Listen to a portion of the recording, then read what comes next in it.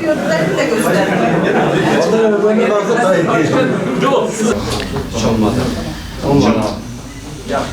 Olmadı. Şu tepedekiler. Değerli kamu görevlileri, kıymetli basın mensupları, hepinizi saygıyla selamlıyorum.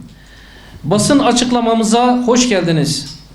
Malumunuz bugün 2026 yılının memurlar için ilk maaş günü.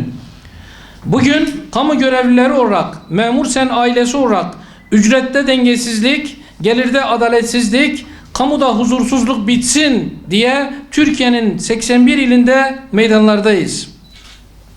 Kamu işvereni ve hakem 7. ve 8. dönem toplu sözleşmelerde memurlara reva gördüğü zam rakamlarıyla sadece memuru enflasyona ezdirmekle kalmadı, aynı zamanda kamu personeli arasındaki ücret dengesini de tamamen bozdu. Aynı ücret çarpıklığı 2023 yılında yaşandı.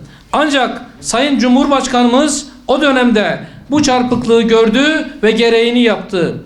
En düşük memur maaşını en düşük işçi maaşının üzerine çıkardı. Şimdi sistem tekrar alt üst oldu. Emeğimiz, memuriyet için okuduğumuz okullar, girdiğimiz sınavlar, döktüğümüz alın teri yok sayıldı. Kamuda iş barışı ve huzurumuz bozuldu. Memurlar olarak şevkimiz kırıldı. Aynı odada birlikte çalıştığımız farklı statüde olan mesai arkadaşlarımızla aramızdaki uçurumu kapatmak yerine Maliye Bakanlığı, kamu işvereni ve kamu işveren hakem heyeti gösterdikleri tutum ve verdikleri kararla adaletsizliği derinleştirmeyi tercih ettiler. Ücretlerdeki dengesizlik ve gelirdeki adaletsizlik artık görmezden gelinemez bir noktaya geldi. Bu aşamadan sonra kamuda yaşanan huzursuzluğu artık kimse görmedim, duymadım, bilmiyorum diyemez. Bu çarpıklık derhal ve kalıcı olarak düzeltilmeli. Kamuda iş barışı ve huzuru yeniden tesis edilmelidir. Bu yap-boz sisteminden artık vazgeçilmeli, 2 yılda bir sistemi bozan anlayıştan dönülmelidir. Biz memur sen olarak kamudaki bu çarpıklık parçacı düzenlemelerle değil ancak bütüncül bir düzenlemeyle mümkündür diyoruz.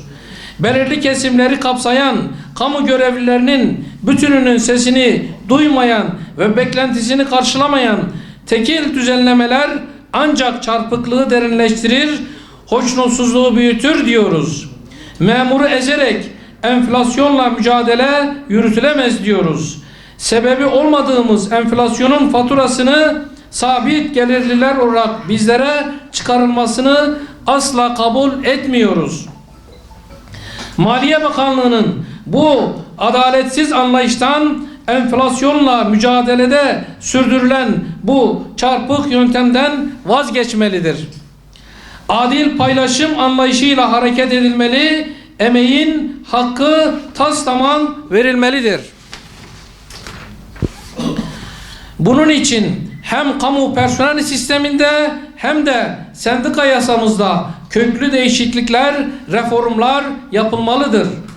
Ülkemizde birçok alanda reform yapıldığı halde kamu personel sisteminde günü kurtarmaya yönelik bütünlüklü bakıştan yoksun düzenlemeler yapılmasının sistemi daha da içinden çıkılmaz hale getirmekten başka bir işe yaramadığı görülmelidir. Memur sen olarak artık ülkemizin gücünü yansıtan Türkiye yüzyılına yakışır bir personel reformu istiyoruz. Kariyer basamaklarının düzeltildiği, güvencenin arttığı, ücret skalasının görev, ünvan, sorumluluk merkezli yapılandırıldığı, farklı statüler arasındaki ücret dengesizliğinin giderildiği, görev aylığıyla emekli aylığı arasındaki uçurumun kapatıldığı bir kamu personel reformu şimdi değilse ne zaman diyoruz? Artık bahaneleri değil, gerçekleri konuşmak istiyoruz. Hükümetten personel sisteminde reform yapılmasını, bu yılın memurların yılı olmasını bekliyoruz. Değerli kardeşlerim, kıymetli basın mensupları, 4688 sayılı kanunun 8. dönem toplu sözleşme ile artık ömrünü tamamlamıştır. 4688 sayılı sendika yasası topyekün değiştirilmelidir. Bizler kamu görevlileri olarak mali ve sosyal haklarımızı belirleyen mevcut toplu sözleşme sistemi ve hakem kuruluyla buraya kadar diyoruz. Sadece maliye politikalarının belirleyici olduğu bir toplu sözleşme masası istemiyoruz. Piyasa gerçeğini sorgulamaya bile cesareti olmayan hakem kuruluyla geleceğimizin belirlenmesini istemiyoruz.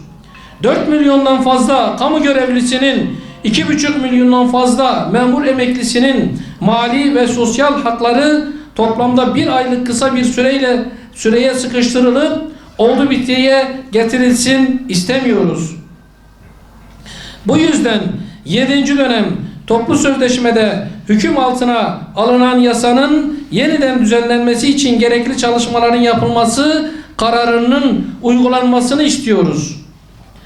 Örgütlenme özgürlüğünden grev hakkına, dayanışma aidatından toplu sözleşme sistemine, hakem kurulundan sendikal güvencelere değin yepyeni bir sendika yasası için herkes elini taşın altına koymalı diyoruz.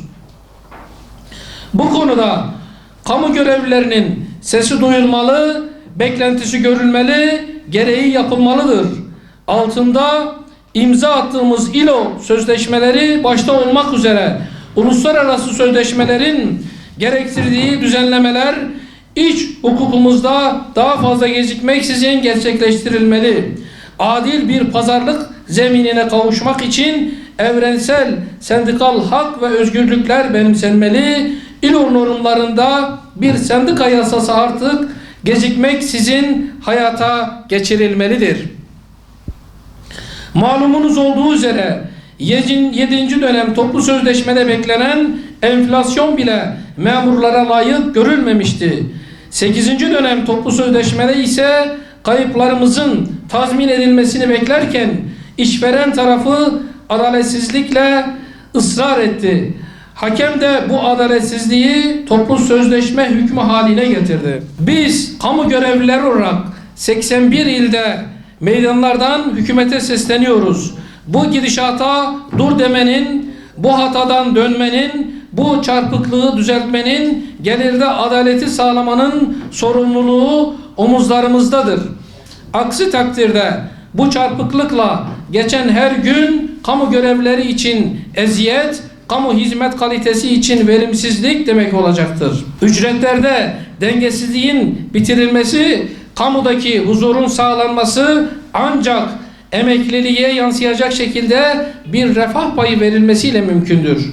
Bunun ötelenmesi sadece zaman kaybı değil, telafisi imkansız sorunlara yol açmak, aynı zamanda sosyal maliyeti büyütmektir. Biz kamu görevlileri olarak imtiyaz değil, alın terimizin hakkını istiyoruz.